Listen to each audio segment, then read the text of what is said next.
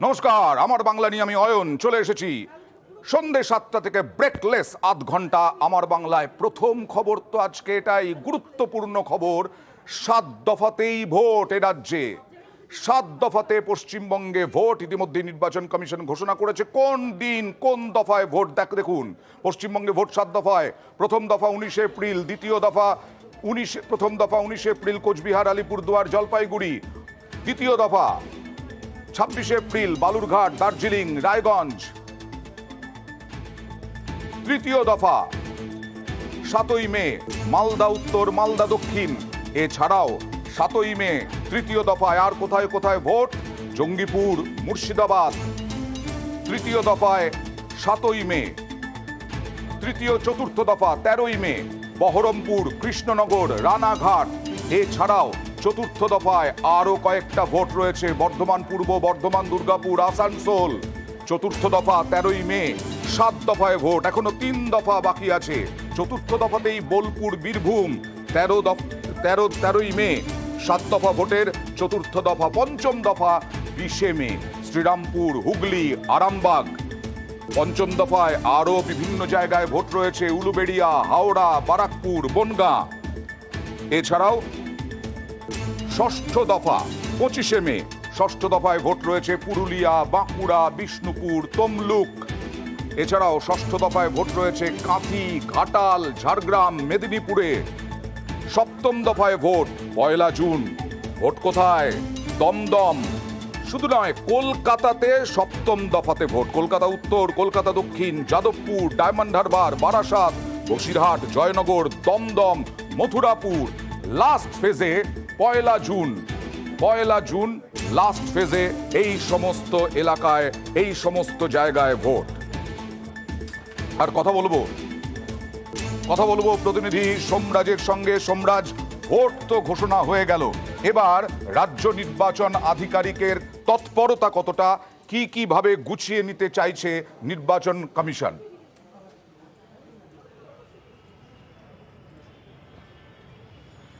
এই মুহূর্তে তোমাকে একটি গুরুত্বপূর্ণ আপডেট জানিয়ে রাখি। সোমবার বিকেল 4টের সময়ও রাজ্যের মুখ্য নির্বাচনী আধিকারিক আরও একটি গুরুত্বপূর্ণ বৈঠক ডেকেছেন, যেটা সূত্র মারফত জানা যাচ্ছে। সেই বৈঠকে বিভিন্ন যে বাহিনীদের যারা উচ্চ পর্যায়ের আধিকারিকরা রয়েছেন, অর্থাৎ আধা সেনার যারা উচ্চ পর্যায়ের আধিকারিকরা রয়েছেন, তাদেরকে ডাকা হয়েছে। অন্যদিকে সোমবারই আবার দুপুর 12:30 নাগাদ বিভিন্ন জেলাশাসক ও জেলা ডিস্ট্রিক্ট ইলেকশন অফিসারদের সঙ্গে ভার্চুয়াল বৈঠকও করবেন রাজ্যের মুখ্য নির্বাচনী আধিকারিক। আমি যেটা গোড়া থেকেই বলে এসেছিলাম যে আধা সেনা মোতায়েন নিয়ে সোমবারই রাজ্যের মুখ্য নির্বাচনী আধিকারিক বেশ কিছু গুরুত্বপূর্ণ নির্দেশ দিতে পারেন। তার সঙ্গে আইন শৃঙ্খলা পরিস্থিতি নিয়েও বেশ কিছু গুরুত্বপূর্ণ নির্দেশ দিতে পারেন। ইতিমধ্যেই রাজ্যে 150 কোম্পানি আধা সেনা চলে এসেছে। সূত্র মারফত জানা যাচ্ছে আগামী সপ্তাহে শনিবারের মধ্যেই আরো 75 কোম্পানি, আমি বলে এসেছিলাম 50 কোম্পানি না, 75 কোম্পানি আরো আধা সেনা আগামী সপ্তাহের শনিবারের মধ্যেই রাজ্যে চলে আসছে বলে আমরা সূত্র মারফত জানতে পারছি। অর্থাৎ মোট 225 কোম্পানি আধা সেনা রাজ্যে চলে আসছে আগামী সপ্তাহের মধ্যেই। এবারেই যেটা প্রশ্ন আসে, আধা সেনা কি শুধুমাত্র এরিয়া ডমিনেশনের কাজ করবে? সেটা নয়। আধা সেনা স্পর্শকাতর অঞ্চলগুলিতে যাবে, সেখানকার সাধারণ মানুষের সঙ্গে কথা বলবে, তাদের কনফিডেন্স আদায় করবে, অর্থাৎ তারা যাতে ভোট দিতে ভোট কেন্দ্র পর্যন্ত যান সেই কনফিডেন্স বিল্ড আপ করবে। আধা সেনার তরফে আরো বেশ কিছু কাজ, অর্থাৎ আধা সেনা কি কাজ করবে সেই বিষয় সম্পর্কে জেলা শাসক ও জেলা ডিস্ট্রিক্ট ইলেকশন অফিসারদের গুরুত্বপূর্ণ নির্দেশ দেবেন আগামী সোমবার। এবং তারপর আগামী সোমবার আধা সেনার যারা উচ্চ পর্যায়ে আধিকারিকরা রয়েছেন তাদের সঙ্গেও মুখ্য নির্বাচনী আধিকারিক বৈঠক করবেন। আগামীকালও রাজ্যের মুখ্য নির্বাচনী আধিকারিকের দিল্লির জাতীয় কমিশনের সঙ্গে যারা রয়েছেন তাদের সঙ্গেও ভার্চুয়ালি বৈঠক করার কথা রয়েছে। ফলত সব মিলিয়ে তৎপরতা তুঙ্গে রাজ্যের মুখ্য নির্বাচনী আধিকারিকের দপ্তরের। অবশ্যই সোমবারের বৈঠক যথেষ্ট গুরুত্বপূর্ণ হতে চলেছে বলেই মনে করা হচ্ছে। একদম, ধন্যবাদ। আর এই ভোট ঘোষণার পরে, অর্থাৎ 19 এপ্রিল থেকে ভোট, তারপরেই প্রধানমন্ত্রী নরেন্দ্র মোদী এক্স হ্যান্ডেলে পোস্ট করলেন। কি লিখলেন এক্স হ্যান্ডেলে প্রধানমন্ত্রী নরেন্দ্র মোদী? দেখুন, এক্স হ্যান্ডেলে লিখলেন, গণতন্ত্রের শ্রেষ্ঠ উৎসব এসে গেছে। নির্বাচন কমিশন 2024 লোকসভা ভোটের দিন ঘোষণা করেছে। বিজেপি এনডিএ ভোটের জন্য সব রকম ভাবে প্রস্তুত। দেশের বিভিন্ন ক্ষেত্রের, আরও লিখলেন প্রধানমন্ত্রীর ভোট বার্তায়, দেশের বিভিন্ন ক্ষেত্রের ভালো কাজের খতিয়ান ও সুশাসনের নিদর্শন জনগণের কাছে তুলে ধরা হচ্ছে। উন্নয়নের বিষয়টি তুলে ধরলেন।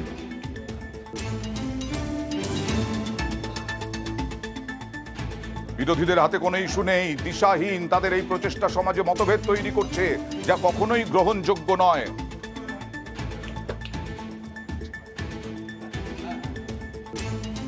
কখনোই।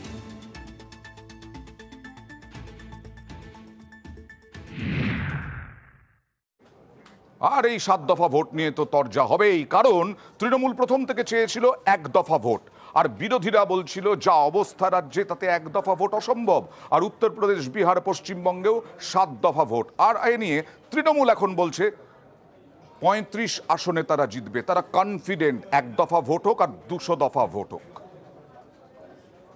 7 দফায় করাবে না 70 দফায় করাবে ওদের ব্যাপার। আমরা একটা দফায় চেয়েছিলাম, ওরা দেয়নি, 7 দফায় হারাবো। বিজেপির দাবি মানলো এটা কেন্দ্রের নির্বাচন কমিশন। মানুষের শক্তির উপর ভর করে নির্বাচন লড়ছি, তৃণমূল কংগ্রেসের প্রার্থীরা দিকে দিকে জিতবে। আর প্রদেশ কংগ্রেস সভাপতি, লোকসভায় বিরোধী দলনেতা কংগ্রেসের অধীর চৌধুরী, তিনি বলছেন এর আগেও তো 7 দফা ভোট হয়েছিল, মানে 2019-এ তো 7 দফাতেই ভোট হয়েছিল, কিন্তু কোনো লাভ হয়নি। তিনি দফার ওপরে আর ভরসা করছেন না, তারা দাবি করেছিলেন আরো বেশি দফা। उम्मीद भी करूंगा कि हमारे देश में जो चुनाव होने वाला है वो सही सलामत हो, लोगों आम लोग निश्चित तरीके से निर्भय होकर, निडर होकर सब मतदान करें और चुनाव में निष्पक्षता बरकरार रहे और सबके साथ न्याय हो, सब पार्टी के साथ। 7 चरण में चुनाव इलेक्शन कमीशन अगर सही समझे 10 चरणों में भी चुनाव किया जा सकता है। पिछले साल में भी 7 चरणों में चुनाव हुई थी कि जमीनी हकीकत कुछ बदले नहीं, स्थिति कुछ बदले नहीं, 7 चरणों में हम फंसे हुए हैं। আর সিপিআইএম এর দমদমের প্রার্থী সুজন চক্রবর্তী, তার দাবি উত্তরপ্রদেশ হোক বা পশ্চিমবঙ্গ কোনো তফাৎ নেই, তাই 7 দফাতেই হোক আর না হোক এ রাজ্যে নাকি অশান্তি হবেই। কি বলছেন দেখুন। বিহারের 7 দফা হবে, উত্তরপ্রদেশের 7 দফা হবে। মমতার রাজত্ব আর যোগীর রাজত্বের মধ্যে তো ফারাক কিছু নেই। হিংসা মুক্ত ভোট হতে হবে, মানুষ নিজের অধিকার অনুযায়ী ভোট দেবেন, তাকে এনশিওর করতে হবে। আমরা এই নির্বাচনে সবাই অংশ নেব। পশ্চিমবাংলার মানুষ কেউ যদি অসভ্যতা করতে চায় তাকে রুখে দেবে। আর বিজেপির বালুরঘাটের প্রার্থী সুকান্ত মজুমদার, বিজেপি রাজ্য সভাপতি, তিনি বলছেন 8 দফাতে আশা করেছিলাম, ঠিক আছে 7 দফাতে হয়েছে, তারা সন্তুষ্ট। কি বলছেন দেখুন। গতবারও 7 দফায় ভোট হয়েছিল, তো এবারও 7 দফায় ভোট হচ্ছে। এবার আশা করি কেন্দ্রীয় বাহিনীর সংখ্যা আরও বেশি থাকবে, কারণ প্রতি বুথে কেন্দ্রীয় বাহিনী ছাড়া পশ্চিমবঙ্গে ভোট সম্ভব নয়।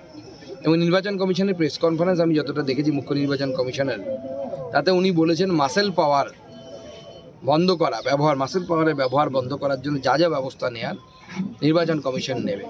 তা আমরা স্বাগত জানাচ্ছি 7 দফা ভোটকে। আমি ভেবেছিলাম হয়তো 8 দফায় হবে, তো 8 দফা হলো না, 7 দফাতে হচ্ছে। ঠিক আছে, চলবে। আর ভোট ঘোষণা হয়ে গেছে, কিন্তু কে কত আসন পাবে তা নিয়ে দাবি পাল্টা দাবি। আজকে কুণাল ঘোষ, কিছুদিন আগে অমিত শাহ টার্গেট রেখে গিয়েছিলেন 35 আসনের, আজকে কুণাল ঘোষ দাবি করলেন তৃণমূল পাবে 35টি আসন, 4টে আসনের মধ্যে বিজেপিকে বেঁধে রাখার হুঁশিয়ারি। দেখুন, আমরা 42 টার্গেট করে এগোচ্ছি, 30 থেকে 35 আমরা নিশ্চিতভাবে পাচ্ছি। কংগ্রেস এবং সিপিএম 0 পাবে। বিজেপি তাদের 2টি, 3টি, 4টি সিটের মধ্যে কিভাবে সীমাবদ্ধ রাখা যায় সেটা আপনারা ভোটের দিন দেখতে পাবেন। বিজেপির পুরনো যারা টিকিট পায়নি তারা যোগাযোগ করছে, বিজেপির হুগলিতে, বিজেপির ব্যারাকপুরে, তারা বলছে আমরা চাই না এই বিজেপির এই প্রার্থী জিতুক। আর আমরা কথা বলেছিলাম বিজেপি মুখপাত্র, বিজেপি সাংসদ শ্রমিক ভট্টাচার্যের সঙ্গে। তার দাবি তৃণমূল তো 44টা আসন পাবে, কটাক্ষ করলেন। আমি তো শুনেছি যে তৃণমূল কংগ্রেস 44টা আসনে জিতবে আগামী নির্বাচন। 2024 আসনের সংখ্যা 24-এর পর থেকে গোনা শুরু হবে। আর সুজন চক্রবর্তীর কটাক্ষ, তৃণমূলের এবার সব গুলিয়ে যাবে। পাটিগণিতের অঙ্ক ভুল হয়ে যাবে। তৃণমূলের 35-এর বেশি কম না, আর বিজেপির 24-এর বেশি কম না, দুই মিলিয়ে 59। 42টা আসনের মধ্যে 59টা ওরা পাবে। আর আপনি ধরে নিন আমরা তাহলে -17, যে যত বেশি বলতে পারবে তার তত দলে পোস্ট বাড়বে। কটাক্ষ কংগ্রেস নেতা সৌম্য আইচ রায়েরও। ওনাদের এই খেয়ালি পোলাও পাকালে কোথাও কোথাও ঘি একটু বেশি দিতে হয়, এসব বললে একটু দলের নাম্বার বেশি পাওয়া যায়। বিজেপি আর তৃণমূল কার্যত এগুলো করে মানুষের কাছে দেখাতে চাইছে নির্বাচনের আগেই মানুষের উপর ভরসা কম, আমরাই ভোটের নাম্বার দিয়ে দিচ্ছি। মনে মনে যদি খুশি থাকেন, খুশি থাকুন না। 35-এর জায়গায় 5 করবে না 3 করবে, এটা মানুষ ঠিক করবে। হিংসা নিয়ে রাজ্যপাল সিভি আনন্দ বোস তিনি হুঁশিয়ারি দিলেন। তিনি বললেন ভোটে রক্তের হোলি বরদাস্ত নয়। এমনকি তিনি নাকি প্রত্যেকটা ভোটের দিন অর্থাৎ 7 দফায় 7 দিন তিনি সকাল 6টা থেকে রাস্তায় থাকবেন। দেখুন কি বললেন। I will be in the field right from day one of the election. My 2 priorities will be to see that violence is ended, corruption is ended in election. That I will do to the best of my ability. I will be on the road at 6 a.m. before others wake up. I will be acting as part of the Gen Rajbhavan or Mobile Rajbhavan. I will be available with the people. You know what I once said during the Panchayat election? Political holy with the human blood will not be allowed in Bengal anymore. রাজ্যপালকে পাগলা দাশু বলে কটাক্ষ করলেন তৃণমূল নেতা কুণাল ঘোষ, পাল্টা শ্রমিক ভট্টাচার্য। আমি রাজ্যপালকে অনুরোধ করব এই ধরনের পাগলা দাশু টাইপ স্টেটমেন্ট করে পদটার অপব্যবহার করবেন না। ভোটের দিন রাস্তায় রাজ্যপালের কোনো কাজ নেই। রাজ্যপাল বরং উনি এটা দেখুন যে সেন্ট্রাল ফোর্স যেন বিজেপির ক্যাডারের মতো কাজ না করে, গুলি না চালায়। The central forces should not influence the voter in favour of BJP. You must talk to the in-charges of central forces and guide them properly. It will help the election process to be free and fair. রাজ্যপাল ইচ্ছা শক্তি দেখিয়েছেন। রাজ্যপাল একটা অনুভূতি প্রবণ মন নিয়ে তিনি বলতে চাইছেন যে রক্তপাত শূন্য নির্বাচন। তৃণমূল কংগ্রেস উদাহরণ দিচ্ছে উত্তরপ্রদেশের। গত 10 বছরে উত্তরপ্রদেশের কোনো নির্বাচনে কেউ মারা গেছে? বিহারের মতো জায়গায় সেখানে নির্বাচন এবং নির্বাচনোত্তর কালে কোনো রাজনৈতিক সংঘর্ষ হয়েছে? রাজ্যপাল বলছেন মাঠে থাকবেন। তিনি একটা বার্তা দিচ্ছেন যে রক্তপাতহীন নির্বাচন। সেই বার্তাটাকে গ্রহণ করবার মতো ক্ষমতা তৃণমূল কংগ্রেসের নেই। গত কয়েকদিন ধরে জল্পনা চলছিল দিলীপ ঘোষ প্রার্থী হবেন কোথায়। দিলীপ ঘোষ নিজে চাইছিলেন মেদিনীপুরেই প্রার্থী হতে, অন্য কোথাও নয়। সেই মেদিনীপুরেই প্রার্থী হচ্ছেন দিলীপ ঘোষ। জুন মালিয়ার বিরুদ্ধে প্রার্থী দিলীপ ঘোষ, বিজেপির এক সময়ের সভাপতি এ রাজ্যের, তিনি এবার মেদিনীপুর থেকেই যেখানকার প্রার্থী ছিলেন, যেখানকার সাংসদ ছিলেন, সেখানেই প্রার্থী দিলীপ ঘোষ। মেদিনীপুরের প্রার্থী দিলীপ ঘোষ।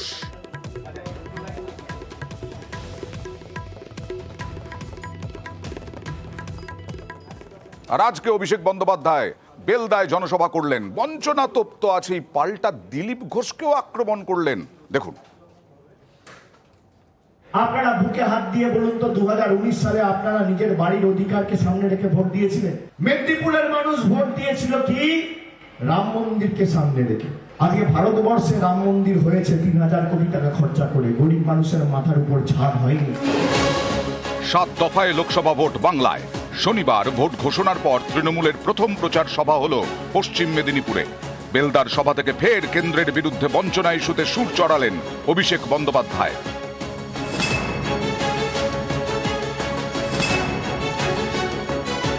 অমিত শাহ বলেছিল যে বাড়ির টাকা পাঠিয়েছি, আর আমি এই মঞ্চ থেকে চ্যালেঞ্জ করছি যে শ্বেতপত্র যদি প্রকাশ করতে পারে যে বাংলায় হেরে যাওয়ার পর 3 বছরে 10 পয়সা দিয়েছে, আমি রাজনীতির আঙিনায় পা রাখবো না। এই চ্যালেঞ্জ যদি বিজেপির ক্ষমতা থাকে, এই সভা থেকে আমি করে গেলাম। বুকের পাটা থাকলে, এক বাপের বেটা হলে গ্রহণ করে দেখাবে। বিজেপির উচিত এই চ্যালেঞ্জ গ্রহণ করা, নাকি না বলুন? যে আমার চ্যালেঞ্জ গ্রহণ করতে পারে না, সে আপনাকে গ্যারান্টি দেবে? যারা তৃণমূলের থেকে হিসাব চাইছে, হিসাব তাদের থেকে চাইবেন যারা আপনাদের থেকে ভোট নিয়ে গেছে। আমাদের ভোট 2026 সালে। আমরা ভোটের হিসাব 2026-এর আগে 25-এর শেষে মানুষের কাছে রিপোর্ট কার্ড পৌঁছে দেবো। বেলদা মেদিনীপুর লোকসভার অন্তর্গত। এই মেদিনীপুর কেন্দ্রে তৃণমূলের প্রার্থী জুন মালিয়া। 19-এ মেদিনীপুর লোকসভা আসনে জয়ী হন বিজেপির দিলীপ ঘোষ। মেদিনীপুর আসনে এবারও দিলীপ ঘোষকেই প্রার্থী করতে পারে বিজেপি। এদিন বেলদার সভা থেকে দিলীপ ঘোষকে তীব্র আক্রমণ করলেন অভিষেক।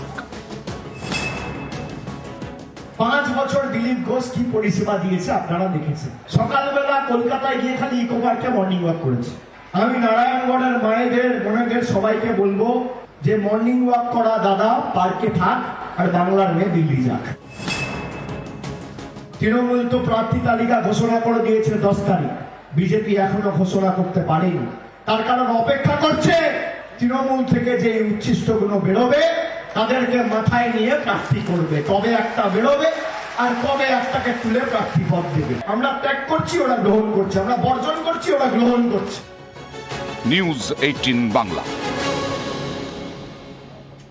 আর আজকে তো ভোট ঘোষণা হলো, কিন্তু তার আগে থেকেই বিভিন্ন দলের প্রার্থীরা তারা শুরু করেছেন ভোট প্রচার, এবং দলের মুখপাত্র, দলের বিরোধী দলনেতা, বিশেষ করে বিরোধী দলনেতা শুভেন্দু অধিকারী এই মুহূর্তে চাপদানিতে। আসন চাই, আপনারা 42টা আসনে আমাদের দিন। আমাদের নরেন্দ্র মোদীজি আসার আগে 14 সালের আগে ভারতে ভোট হতো জাতপাতের নামে, পরিবারবাদের নামে, তোষণের রাজনীতির নামে। নরেন্দ্র মোদীজি আসার পরে এই বাদগুলোকে ভেঙে দিয়েছেন, বিকাশবাদকে এখানে প্রতিষ্ঠা করেছেন, এবং তার স্লোগান সবকা সাথ, সবকা বিকাশ, সবকা বিশ্বাস, সবকা প্রয়াস। তাই ভারতবর্ষ অর্থনৈতিকভাবে 12তম জায়গায় ছিল 14 আগে, আজকে 4র্থ অর্থনৈতিক শক্তিশালী দেশ। পশ্চিমবঙ্গের মতো আর্থিকভাবে দেউলিয়া করেননি দেশকে নরেন্দ্র মোদীজি।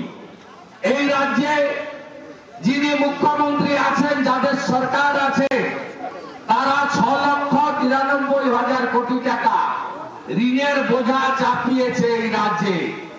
আপনি ভাবলে অবাক হবেন, এই রাজ্য সব দিক থেকে আজকে শেষ হয়ে গেছে। এই নির্বাচনে নিশ্চিতভাবে আমরা নরেন্দ্র মোদীজিকে ধন্যবাদ দেব যে তার 5 বছরের কার্যকালের মধ্যে তিনি কি করেছেন। এবার পরপর কয়েকজনের প্রচার দেখাবো, যেমন দিদির প্রার্থী দিদি রচনা বন্দ্যোপাধ্যায়, হিরণময় চট্টোপাধ্যায় দেবের প্রতিদ্বন্দ্বী ঘাটালে, এবং তার সঙ্গে সঙ্গে দেখাবো সুজন চক্রবর্তী।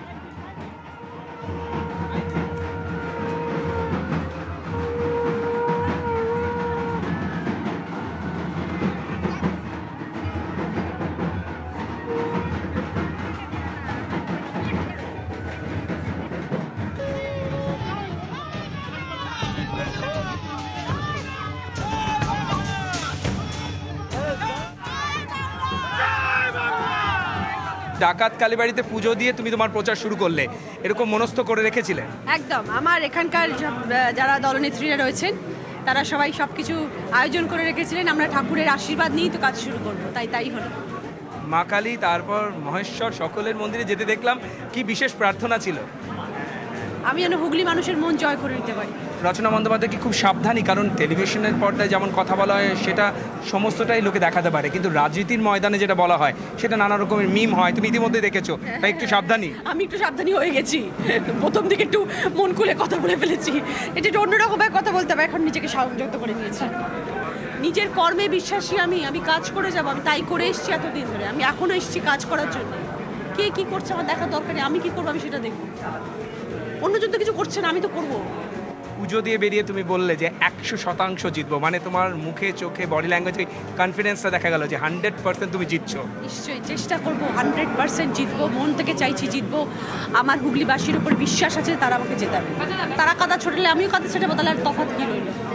আচ্ছা, এখন তার মানে ফুল প্রেজেন্টে তুমি হুগলিবাসীর জন্য প্রচারে সামিল থাকবে? একদম, 1.5 মাস আমি এখন এখানে। পশ্চিমবাংলার যে মানচিত্রটা, সেই মানচিত্রে হুগলি জেলা যাতে সব থেকে উপরে থাকে সেটা রচনা বন্দ্যোপাধ্যায়ের চেষ্টা করে। ক্যামেরা অর্চনার সঙ্গে মানুষ, নিউজ 18 বাংলা।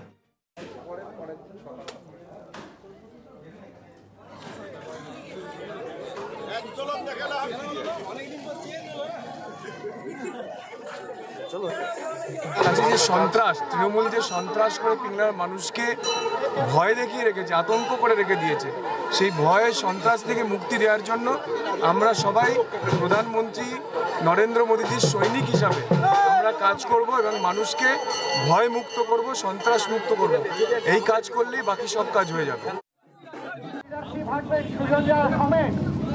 আর প্রথমে যাবে হচ্ছে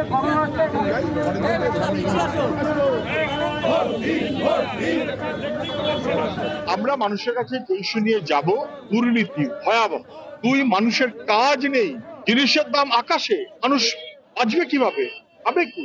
5 গুণ 6 গুণ ওষুধের দাম বেড়েছে, এর দায় বিজেপিকে অস্বীকার করার কোনো সুযোগ নেই। তৃণমূল তার দায় অস্বীকার করতে পারে না। চোর, ডাকাত, ধর্ষক এবং লুটেরা এই সব একসাথে মিলিয়ে যে ভূমিকাটা আসে সেটা তৃণমূল। এক্ষুনি দেখছিলাম মালদাতে এর মধ্যে আবার তৃণমূল ভার্সেস তৃণমূল। দলীয় বিধায়কের বিরুদ্ধে সরব তৃণমূল প্রার্থী, সুজাপুরের বিধায়কের বিরুদ্ধে সরব, আর সুজাপুরের তৃণমূল বিধায়কও পাল্টা আবার দিলেন। এ নিয়ে সুজাপুর সরগরম। দুহাত খুলে ভোট দিয়ে জেতালো একজন বিধায়ককে, আর তারপর বিধায়কের পরিষেবাটা পাচ্ছে না। এটা তো মানে যে কেউ, আমি ওখানে থাকলে আমিও হতাশ হতাম। যে এটা ঠিক যে তারা এমএলএ-কে পায়নি, কিন্তু তারা রাজ্য সরকারের প্রতিটা পরিষেবাকে তারা পেয়েছে। আমি আমার কনস্টিটিউয়েন্সি হয়েছে 350 কিলোমিটার দূরে, আমি রোজ রোজ যেতে পারবো? এটা not feasible to attend my locality daily. আমি প্রয়োজন ভিত্তিক আমি যাই। লোকসভা ভোটের মুখে প্রকাশ্যে তৃণমূলের কোন্দল, মুখোমুখি প্রার্থী এবং বিধায়ক। একদিকে তৃণমূলের দক্ষিণ মালদার প্রার্থী শাহনওয়াজ আলী রায়হান, আরেকদিকে সুজাপুরের তৃণমূল বিধায়ক আব্দুল গনি। প্রার্থী ঘোষণার পরেই দক্ষিণ মালদায় প্রচারে তৃণমূল প্রার্থী শাহনওয়াজ আলী রায়হান সরব হয়েছেন দলেরই বিধায়কের বিরুদ্ধে। তাঁর দাবি, সুজাপুরের তৃণমূল বিধায়ককে এলাকায় দেখা যায় না, তাঁকে নিয়ে ভোটাররা হতাশ। আড়ালে আবডালে নয়, সাংবাদিক সম্মেলন করে দলের বিধায়কের বিরুদ্ধে এমনই মন্তব্য করেন তৃণমূল প্রার্থী। আমি যদি সুজাপুরে ভোটার হতাম আর আমি একটা লোককে দুহাত ভরে ভোট দিলাম আর তারপর আমি দেখা পাচ্ছি না, এটা তো আমিও হতাশ হতাম। ফলে যেটা জেনুইন হতাশা সেটা তো আমাকে স্বীকার করতে হবে, তাই না? তো সুজাপুরবাসীর এই হতাশার জায়গাটা, যে তাদের মনোভঙ্গের জায়গাটা, আমি সেইটাকে চেষ্টা করব। প্রথমে আমি তাদের কাছে ক্ষমা প্রার্থী হিসেবে যাব যে আপনারা ভোট দিলেন কিন্তু পরিষেবা পেলেন না। আমি আমার কনস্টিটিউয়েন্সি হয়েছে 350 কিলোমিটার দূরে, আমি রোজ রোজ যেতে পারবো? আমি তো এখানে ওয়াকাবোর্ডের chairman, I attend office daily. এটা not feasible to attend my locality daily. আমি প্রয়োজন ভিত্তিক আমি যাই এবং সমস্ত কাজ আমি করি। তিনি যদি নিজে স্বীকারই করে নেন যে তার দলের বিধায়ক ভোটে জেতার পরে একদিনও আসেন না সুজাপুরে, তাই তিনি নিখোঁজ, তাহলে তিনি যে দাঁড়িয়েছেন, মানুষ তো তাকেই প্রশ্ন করবে যে তিনি জেতার পরে তিনিও চলে যাবেন। স্বাভাবিকভাবেই তাকেই বা ভোট কেন দেবে মানুষ? তৃণমূল বিধায়কের বিরুদ্ধে সরব তৃণমূলেরই প্রার্থী। তবে সুজাপুরের অনেকেই বলছেন, বিধায়ক এলাকায় না এলেও পরিষেবায় কোনো সমস্যা নেই। ওনাকে দেখা পাইনি, মাঝে মধ্যে দেখা যায়। ওনার যে প্রতিনিধি আছে তাদের সঙ্গে দেখা হয়, মাঝে মধ্যে দেখা হয়। না, পরিষেবা সব পাওয়া যায়, পরিষেবা সেটা অসুবিধা নেই। মমতা ব্যানার্জির যা প্রকল্পগুলো রয়েছে সেগুলো সবই পাওয়া যায়। ওনাকে তো দেখতে পাই না, উনি তো থাকেন কলকাতায় থাকেন। পরিষেবা পেতে পরিষেবা আমরা সবই পাই। বিধায়কের অনুপস্থিতি, এই পরিস্থিতি আজ করেই ড্যামেজ কন্ট্রোলে মরিয়া তৃণমূলের লোকসভা প্রার্থী। হাওয়া গরম সুজাপুরে। ক্যামেরায় লিপেশ লালা ও ঝন্টু মন্ডলের সঙ্গে সেবক দেব শর্মা, নিউজ 18 বাংলা, মালদা। কালকেই দেখিয়েছিলাম কিভাবে গরু পাচারের নয়া কৌশল নেওয়া হচ্ছে। লাক্সারি বাসে করে বিহার থেকে পান্ডুয়ায় নাকি নিয়ে যাওয়া হচ্ছিল, গরু পাচার হচ্ছিল। আর আজকে দেখুন আরো নয়া কৌশল, তেলের ট্যাঙ্কারে গরু পাচার। কথা বলবো প্রতিনিধি পঙ্কজের সঙ্গে। পঙ্কজ, কোথা থেকে নিয়ে আসা হচ্ছিল, কোথায় নিয়ে যাওয়া হচ্ছিল, কি জানা যাচ্ছে? তেলের ট্যাঙ্কারে গরু পাচার, এত গরু পাচার নিয়ে দুর্নীতি, এত কিছু, ইডি সিবিআই তদন্ত, তার মধ্যেও দেখো অয়নদা, একেবারে যেখানে যে তেলের ট্যাঙ্কির মধ্যে কিন্তু গরু নিয়ে যাওয়া হচ্ছিল, কোথা থেকে নিয়ে যাওয়া হচ্ছিল? হচ্ছে উড়িষ্যার গাড়ি, এটা উড়িষ্যার তেল ট্যাঙ্কি গাড়িটা, উড়িষ্যার গাড়ি। উড়িষ্যার দিক দিয়ে হয়ে, পটাশপুর দিক দিয়ে হয়ে মুখবেড়ের দিকে যাওয়ার সময় ইটাবেড়ের কাছে, যেখানে ভূপতিনগর থানার আন্ডারে ওই ইটাবেড়ের কাছে সাধারণ মানুষ দেখতে পায় যে তেল ট্যাঙ্কি যায়, সেখানে কিন্তু তেল ট্যাঙ্কির মধ্যে গাড়িটি দাঁড় করা হয়েছিল। হঠাৎই স্থানীয়রা দেখতে পায় গাড়িটির কাছে যাওয়ার সবে যখন শব্দ শুনতে পায় ভিতর থেকে আওয়াজ, ভিতরে তেল ট্যাঙ্কের মধ্যে আওয়াজ কিসের, এই আওয়াজ সন্দেহ করে কিন্তু স্থানীয় যে ভূপতিনগর থানার পুলিশে খবর দেয়। পুলিশ এসেই কিন্তু সেই তেল ট্যাঙ্কি খুলে যখন দেখে যে গাড়ির মধ্যে তেল না থেকে কিন্তু গাড়ি ভর্তি রয়েছে গরু।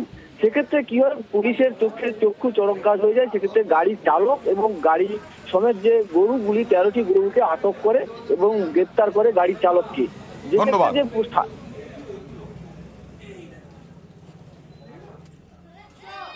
গাড়িটা এসলো উড়িষ্যার নাম্বার প্লেট, লরিটা তেল ট্যাঙ্কার ছিল।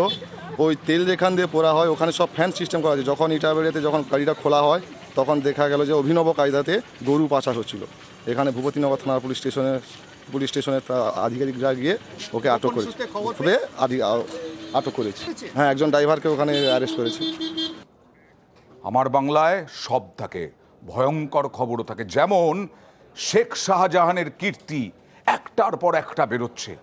7 বছর ধরে নিখোঁজ এক ব্যক্তি। কেন জানেন?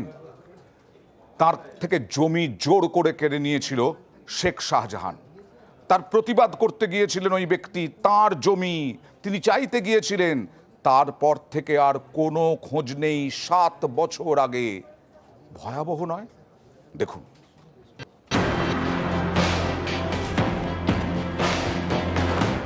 কেউ জমি ফেরত চাইলে মারধর, বাড়ি ভাঙচুর, আবার কেউ জমি ফেরত চাইতে গিয়ে 7 বছর ধরে নিখোঁজ। সন্দেশখালীতে শাহজাহান এবং তার অনুগামীদের বিরুদ্ধে আরও অভিযোগ প্রকাশ্যে। 7 বছর ধরে নিখোঁজ সন্দেশখালী ট্যাংরামারির বাসিন্দা দুলাল মাহালি। এ নিয়ে চাঞ্চল্যকর দাবি তার স্ত্রী মালতী মাহালির। তার দাবি 2017 সালে দুলাল মাহালির 7 বিঘা জমি দখল করে নেয় শাহজাহান বাহিনী। শাহজাহানের কাছে জমি ফেরত চান দুলাল মাহালি। তখন দুলালকে স্থানীয় স্কুলে দেখা করতে বলে শাহজাহান। সেই মতো শাহজাহানের সঙ্গে দেখা করতে যান দুলাল। তারপর থেকে আর দুলালের খোঁজ মেলেনি বলেই দাবি তার পরিবারে। দুলালের খোঁজ করায় বাড়ি ভাঙচুরও করা হয় বলে অভিযোগ। এই ঘটনার পর সন্দেশখালী থানায় অভিযোগ দায়ের করেন দুলালের স্ত্রী মালতী। কিন্তু 7 বছর কেটে গেলেও এখনো খোঁজ মেলেনি দুলাল মাহালির। জমিও ফেরত পায়নি মাহালি পরিবার। হ্যাঁ, আমার স্বামীকে গিয়েছিল, আমার স্বামীকে বললো কি স্কুলে বসো, ওখানে মীমাংসা করা হবে, তুমি ওই স্কুলে বসো। এইবার আমার স্বামীকে স্কুলে বসে থাকলো, এইবার অন্ধকারের ভেতরে বসিয়ে রাখলো। এইবার কি করলো না করলো আমার স্বামীকে আর খোঁজ করে পাই। সরবেরিয়ার পুরাতন বাজার এলাকার বাসিন্দা ঘোষ পরিবার। তাদের দাবি গোলবুনিয়া গ্রামে 1 একর 47 শতক জমি ছিল। অভিযোগ 2014 সালে সেই জমি দখল করে শাহজাহান বাহিনী। জমি ফেরত চাইলে জুটেছে মারধর, বাড়ি ভাঙচুরের হুমকি। প্রাণ ভয়ে আর কোথাও মুখ খোলেননি তারা। অবশেষে কদিন আগে সরকারি ক্যাম্প সহ থানাতেও অভিযোগ জানিয়েছে ঘোষ পরিবার। এখন জমি ফেরত পাওয়ার অপেক্ষা। 14 সালে শেখ শাহজাহান ক্ষমতা আসার পরে এটা জোরপূর্বক দখল করে নেয়। আমরা জমির দিকে আসি, জমির দিকে আসা আমাদের হুমকি দেওয়া হয়, বিভিন্নভাবে মারধর করবে এবং হুমকি দেওয়া হয়। আমরা সেই ভয়ে জমির দিকে আসতে পারিনি। বারবার শাহজাহানের কাছে যেই গেছি, শাহজাহান আজ না কাল, কাল না, এতদিন আমাদের তলি এইভাবে। এবার আমরা যদি এটা কেস করতে যাই তাহলে আমাদের উপর আবার টর্চারিং হয়, বাড়িঘর ভাঙচুর করবে এবং হুমকি দেয়। এই জন্য আমরা কিছু করতে পারিনি। সন্দেশখালীতে ফের বিক্ষোভ। এবার রাস্তায় টায়ার জ্বালিয়ে বিক্ষোভ রামপুর হালদার ঘেরি এলাকায়। স্থানীয়দের নিশানায় পঞ্চায়েত প্রধান হাজি সিদ্দিকী মোল্লা। আবাসের টাকা কেড়ে নেওয়া, সরকারি শৌচালয়ের টাকা আত্মসাৎ, একাধিক অভিযোগে পঞ্চায়েত প্রধানের বিরুদ্ধে বিক্ষোভ দেখান স্থানীয়রা। নিউজ 18 বাংলা।